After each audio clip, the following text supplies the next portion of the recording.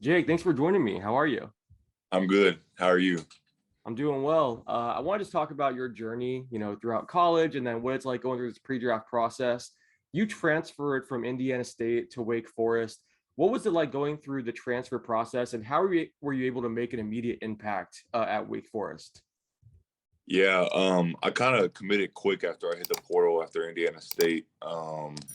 Coach Lansing and Coach Forbes and Woodley had that IO connection, so they kind of hit each other. As soon as I hit the portal, they connected, and then everything was through Zoom at that point. So I was able to hop on a Zoom with those with the coaches, and it just felt like the right decision. And I committed there kind of quick, probably a couple days after I hit the portal, but. Um, I just didn't, want to have to go through that long process of, talking to all these coaches, and it felt like the right fit anyway. So, How much have you improved from your first day in college to where you're at now, and what aspects of your game have developed the most? yeah, I mean, I've improved so much, just like, I mean, really in all areas, but also just understanding and learning the game more, just as a player, IQ, learning pace of the game is extremely important, especially as, I'm about to, go on to the even next level, just learning the pace of the game. Um, And then, shooting, obviously, just continue to get better at that, ball handling, defensive versatility. Um, I think that I think I've grown a lot as a player. One thing that I thought was crazy, I saw that some media sites were listing you as 22 years old, but that's incorrect. You're only 20, and that may not seem like a big deal to NBA fans, but teams view 20-year-olds and 22-year-olds very differently during the pre-draft process. So what was your reaction when you found out that teams were, that media sites have been listing you 2 years older, and how did correcting that error help your draft stock? Yeah, I mean, that was something that I wasn't really like, I didn't really know about, the whole age thing, how that plays a huge, actually, I mean, plays a big role in this process. So when I was getting like a bunch of people hit me up like, Jake, you're 22. And I looked up on Google. I was like, how old is Jake LaRavia? And it said 22. So I was like, all right, we got to get this fixed. So I was just, telling a bunch of people, that was wrong. My agents did their job of, just telling everyone that I'm 20. And we were finally able to get that fixed. So that was good. For sure. Um, you're a very good shooter, a versatile scorer, good rebounder. You have an excellent feel for the game. Which of your skills do you think will translate best to the NBA? Um, Shooting, I think. It's much more spaced in the NBA. And I think I'll just be able to. I'll be open a lot of times. Being just the rookie, and more guys are focused on the other players in the court. So I think shooting will be able to translate pretty easily for me. I've seen some projections say that you could be a good glue guy at the next level too, someone that helps in the locker room, with chemistry, things like that. What kind of off-court impact can you have on a team? Yeah, I think I definitely will bring a leadership type role any like wherever I go, just because that's my personality. Not even like I know I'll be a rookie. It'll be my first year in the league. I'm still learning from all the guys that are above me and have experience being in the league. But I feel like I always bring that glue guy type role to any team I'm a part of. Just making sure everyone's involved. On the court, off the court, just making sure that we have chemistry and that I'm playing for the right group of guys. I saw in some other interviews that you've compared yourself to Gordon Hayward. What are some similarities you see between your game and Hayward's? Yeah, I mean, as far as like non-basketball skills, just like length, the size, I think we're both pretty similar with height and wingspan stuff like that. And then just as far as like IQ goes, like yeah, I think his playmaking skills are really good. I think I have that part. His mid-post game is good. His shooting is good. Like he can handle the ball, but he's a little bit taller. And then his defensive versatility as well. I just think, man, we're very comparable. Being from Indiana, it makes sense that you'd have watched him quite a bit growing up. Is he someone that you modeled your game after when you were younger? 100%. Like I watched him when he was at Butler, and that's kind of when I first, took notice to Gordon Hayward, and that's when I, kind of started creating my game after him. Who are some other players that you've studied over the years or just enjoyed watching? Luka Doncic is probably the other biggest one. I just like watching dudes that have a high IQ of the game, and he's got one of the best. Plus, he's the NBA game to him is like pickup, so it comes very easy. So it's fun watching him play. Are there any misconceptions about you or your game that you're trying to clear up throughout this process? Um, I mean, I'd assume that people probably, don't think I'm the best defender or anything like that.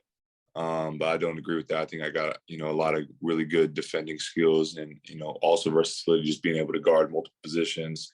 Um, I think, some people, if they look at the statistics from college, they think that shooting isn't a strength of mine as much, but that's also a misconception. I think I'm a great shooter, and I think that'll be able to translate well, like I said earlier. Um, and then obviously athleticism.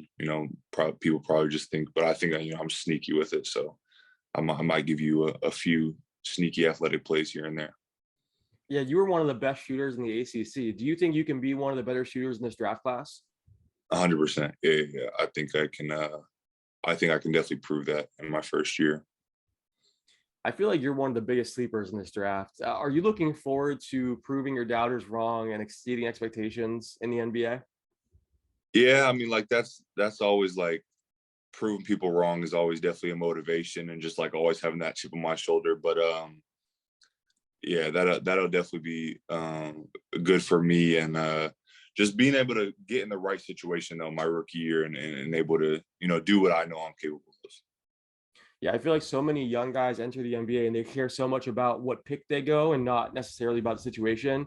But I mean, so many guys have shown that situation matters so much more. Getting to the right situation as far as fit on the court, coaching staff, the right teammates, all that kind of stuff. Are you more focused on finding the right team for you, or you can really thrive and play for many many years versus just going a pick or two higher? Like, are you prioritizing fit over everything else?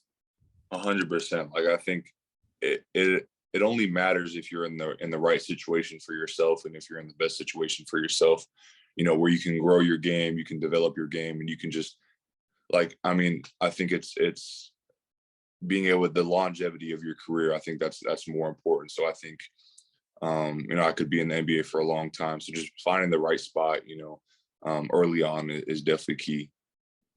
You mentioned having the chip on your shoulder. It feels like you've had to prove people wrong before. Is that something that you've had to do throughout your journey to this point? Yeah, and I mean it's more just because I was super under recruited coming out of high school. Didn't play varsity till my senior year really, and started off mid major. Did 2 years there, going to the ACC. It's like, oh, he's not going to make that big of a jump. He's just another one of those white kids, and then did what I did in the ACC. So hopefully, I'll continue to improve my game as I take the next step. Which NBA teams have you worked out for so far, and what feedback have you gotten from these teams? Um, Man, I don't work out for some. So I'm in Golden State right now, Hmm. and I've worked out for 14 teams so far, I want to say. Wow, Um, that's a lot to list. yeah, yeah, yeah. I mean, so before the combine, pre-combine, I did New York, Brooklyn. Went to the combine, then I did Milwaukee, Toronto, um, Denver, Golden State, Memphis, Orlando, San Antonio, Dallas, OKC, Miami, and I don't know how many that was, but that didn't sound like enough. That was a pretty good list, though. I can try to get the rest of them later over text or something. But Yeah. what kind of feedback are you hearing from those teams? I mean, it's honestly been really good feedback. I think I've been playing really well in these workouts, and just being able to show um, what I can do as a player. And I know that the guys that are watching, they just like to see it in person. They pretty much know the players that are coming in. They know how they play already. But it's also probably nice for them to actually see it in person and whatnot. So I think I've been, definitely helping myself in these workouts, and the feedback that we've been getting is definitely pretty good. Oh, Minnesota's another one. That was the other one. Minnesota. Okay, yeah. So you mentioned Golden State. Is this your second workout with the Warriors? Yeah, yeah. Okay. What's it like going to work out with Golden State less than 24 hours after they win the championship? I mean, that's got to be pretty cool being in the city and around that organization during, their fourth title in 8 years. Yeah, I mean the vibe's probably definitely gonna be super, super dope tomorrow when I work out for them. They're probably, all just gonna be super pumped. Um, it's gonna be awesome. But I mean, yeah, I got in last night and all the cars outside the hotel were honking and there were fireworks. So it's definitely exciting. That pre-draft process is so brutal. Like I've talked to players about it, and sometimes even like 5 years into people's NBA career, they're like, "Man, I'm so glad I don't have to do that again," because you're traveling constantly, you're living out of a suitcase, you're just going from city to city, working out with teams, and then there's also the interviews, the combine, everything. I mean, what's it been like for you going through this over the last month and a half? Yeah, I mean, that's exactly how it's been. It's like I've been on the road for a month, so I've been I'm out of Jersey. That's where I train. I've only been able to go back for the one time I did was 2 days, but I've been Wow. on probably about 3 weeks. Just obviously flying city to city, and then yeah, the travel like it definitely gets to you. It's mentally draining, but it's all about performing on the day of. So just making sure your body's right. That's big key is getting rest, hydrating, eating. And that's some things that I've been having to focus on just being on the road for so long. Yeah, I feel like too, teams usually try to run you into the ground and try to push you to the brink, and then they want to see how you perform. So when each team's doing that and you're working out over and over again, I mean, it's grueling. So it does get easier. I know a lot of NBA players look back on their pre-draft journey and they're just like, man, so glad I don't do that again. But I mean, just I'm curious, how tired have you been? Just I imagine it's hard to perform at your best whenever you are, exhausted and doing all these workouts back to back like that. Yeah, like off the court, yeah, I'm pretty much mentally drained all the time. I'm usually just chilling in my bed, but Mm. like once you get on the court, I think everything it's good. I come back to life, and I'm able to. I haven't had a workout yet where I've been like just where I felt mentally drained. I've always felt like I've been tired in the workouts, but I've never felt like just like mentally like tired. I've always been Yeah. so it's been good so far, and I'm on the last. I mean, I'm not even last half of it. I'm almost done, so it's exciting. Yeah. And it's your dream coming true too. So there's a lot of adrenaline and stuff too, I'm Right. sure. And it's tough and it's grueling, but it's also, I mean, I'm sure you're pinching yourself. Just can't believe you're here. So there's that aspect of it too. But yeah, it's only a week away. Has it sunk in yet that a week from now you're going to be an NBA player?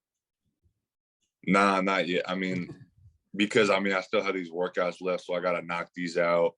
Um, and I'll get 2 days at home. I'll get the day before the draft, and I'll get the day of. So I mean, I'm just gonna let it resonate with me. I'm gonna enjoy my time with family, and then the night of the draft, and when I hear my name called, I think that's when it's finally gonna hit. But yeah, I'm definitely excited. What are your plans for draft night? My mom's super excited about everything, so I kind of let her plan everything. I kind of picked the venue and invited the people, but she's cooking food and getting snacks ready and getting everything set up. So she's super excited about it. That's awesome. So I'm curious, if I was an NBA executive and I asked you right now, why should I draft you? What would you say to me? What would be your pitch? Um, I'm the perfect coach's player. I play any role as needed. But I think the biggest thing is that I can bring versatility on both sides of the ball. With my height and length, I can defend, I think, 1 through 4, maybe even 1 through 5. I think, offensively, I bring a lot of off ball movement, whether it's cutting, backdoor, screening, getting other players open and involved, and just being able to hit shots. I don't really see myself as a primary scorer. My first couple years in the league, so just playing my role, I think I'm very good at that. So just being focused on that, I think that's why. That's why. Being 20 years old too, like, I mean, again, not 22, it's a big difference, but being 20 years old, do you think there's some maturity there that helps you? And again, knowing your role, like there's some players that are younger than you that come in right away thinking they're going to be a star and getting the most shots on the team. Do you think like what you've been through your journey throughout college and being a bit older, do you think that's kind of an advantage from a maturity standpoint? Yeah, I mean, it's definitely helped me. Like I've just grown. I've grown as a player, both on and off the court. In all type of ways, and just knowing and being able to accept your role, like what you just said. Like a lot of dudes might come into the draft thinking that they're going to be the primary scorer on teams, but like I know that's not the case for me. So just being able to accept the role and whatever role is given to me, I'll be fine with it. It seems like your game is a perfect fit for today's NBA too, like the modern NBA. I remember covering the league years ago when it was like everyone had a position. If you couldn't name your position during the combine, then your draft stock took a huge hit. You were a tweener. Like now it's so different where it's all about versatility and being positionless and guard multiple positions. Do you think your game is a perfect fit for today's NBA? Yeah, I mean, I think I could play in the NBA tomorrow. Like, I think, yeah, like I think I'm ready to go right now. Obviously, there's still a lot of development that can happen. I think I have a lot of upside, but yeah, I think my game could definitely translate super easily just with all the versatility.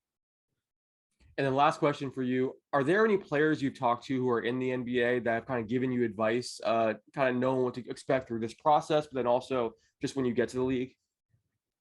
Um, so the other dude that signed with my agency is Austin Reeves. Mhm.